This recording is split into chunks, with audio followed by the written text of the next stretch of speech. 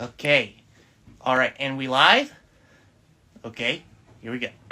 I'm actually prepared this week. There you go. Hello. Just Hello. How you doing?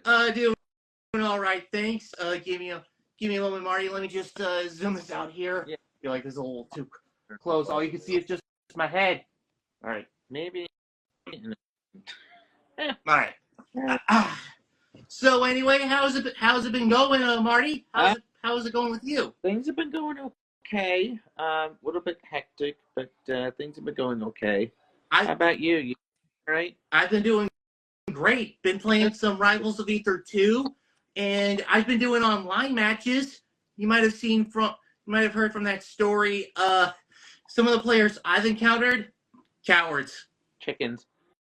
Yeah, seriously, it's like I keep running into these same players. I even see their screen names, and I kid you not, without even warning, I'm usually back at the menu, and it's saying your opponent has forfeited the match. And I'm just like, but here's the good thing about opponents forfeiting: you get ranks. Good. Yeah, your rank goes up, so I'm just like, well, that's good for me. For me. But let's be real. If I'm in an online match in a game like this, I'm not gonna forfeit. I'm at least gonna put up a fight, or at least try to. You gotta be a man. Yep. Yeah. So I look at these players and I'm just like, coward. There's this book that came out not long ago, and we got a copy of it. It was actually sent to us by the publishers. What? This book right here. Ooh. This is the 501 Essential Albums of the 1990s. Not long ago, Matt had the pleasure of interviewing the editor of this book, Gary Graff. Dude. Yeah. Cool.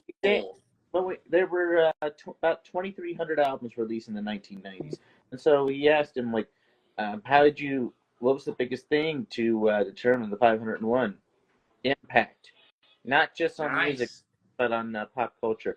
I'll show you these. This is really cool. It just arrived yesterday. Get a copy of this if you haven't. Let me, what's a good page here?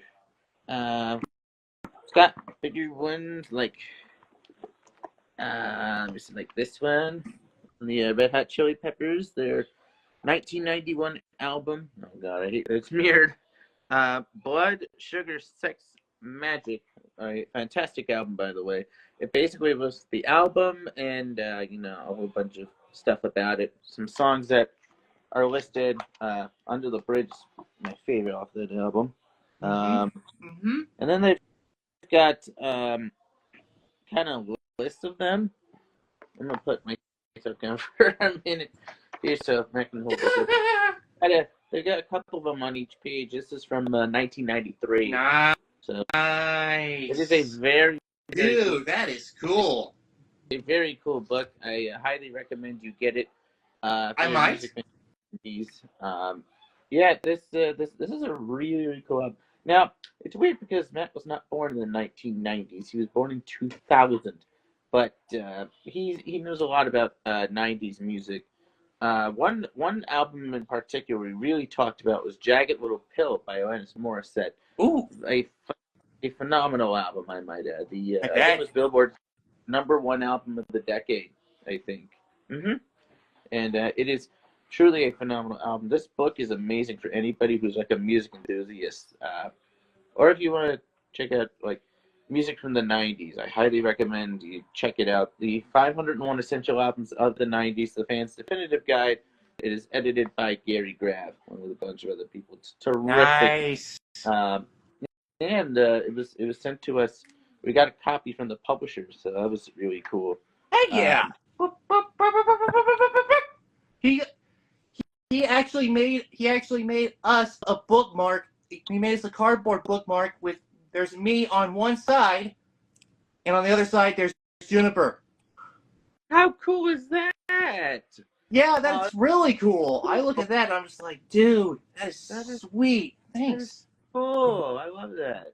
I already I already opened the. I actually already opened this on screen, and we actually decided. Of course, we thanked Jake. We thanked Jake Marks earlier in the video. So hey, Jake Marks, if you're watching this, thanks again for this bookmark. This is really good. I saw You're him. I like you saw never him. fail to impress us with your art style. That is really dang good. Really, thanks, man. That's I sweet. Fan Expo Dallas has announced Anthony Daniels. Ooh. D3PO himself from Star Wars is Dude, coming to Dallas later this year. that's cool. And you know, technically, I can say this: Anthony Daniels has been a guest star in both The Muppet Show and Sesame Street, where he played 3PO in both of those. Yep. He was on both. I think in the same year, actually. Both of those were 1980. Yeah. Man. Yeah, and I have to. But yeah, you know, I have to say, I am very excited to meet Anthony Daniels if I can. I'm not sure. I'm pretty sure his autograph and photo might be like expensive, Yep. but it'll be worth it. Trust me. Yep. It'll be worth it to have proof to say I've met C3PO Anthony Daniels. There you go. Oh, you know something cool I remember? Did you know that Anthony Daniels wrote an anti-smoking PSA with 3PO and R2? That would sound about right. Yes, so the way the commercial goes is that, and I kid you not, 3PO actually 3PO sees some smoke coming out of like a hallway, and then when he follows it, when he see the source of the smoke, we see R2 actually lighting up. Seriously, R2's holding a cigarette. Some weird times. I was thinking, what the heck? I didn't think droids actually had lungs to destroy. The heck? Oh, Okay, so I was a bit surprised when I saw the digital scenery that they have being projected from the back of the stage, which I can deal with that. I think that looks fine already.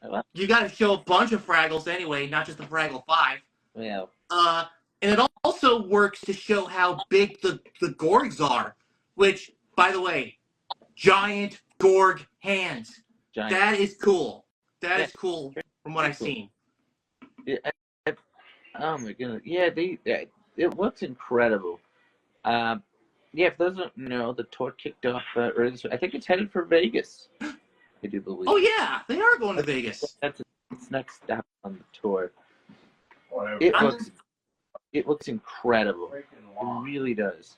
Well, I'm going to be seeing it next month when it comes to Austin. And I'm not.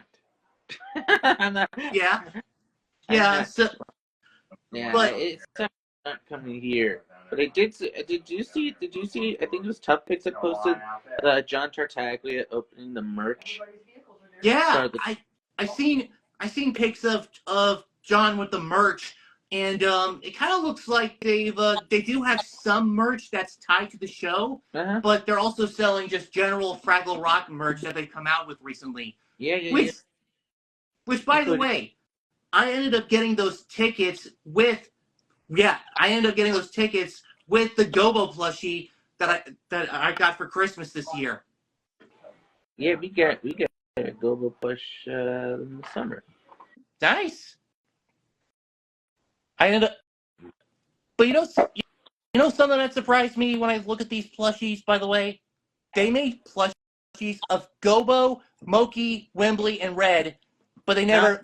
But they haven't made one for. Haven't made one for Boober. Oh, I know a lot of people are upset about that. And I'm just like, what? I think Boober's probably coming soon. That's what I would think. Please let Boober come. Please let him make a Boober plushie. I would pay for that. Come on. I would. A lot of people would. You gotta have the whole group. Come on. And I see Jake Marks is saying the word of the day is sandbox. What? Where'd you get that from? Julius, come on. It's been a while. Leave me alone. Okay. Whew. Didn't get a cramp this time. Thank goodness.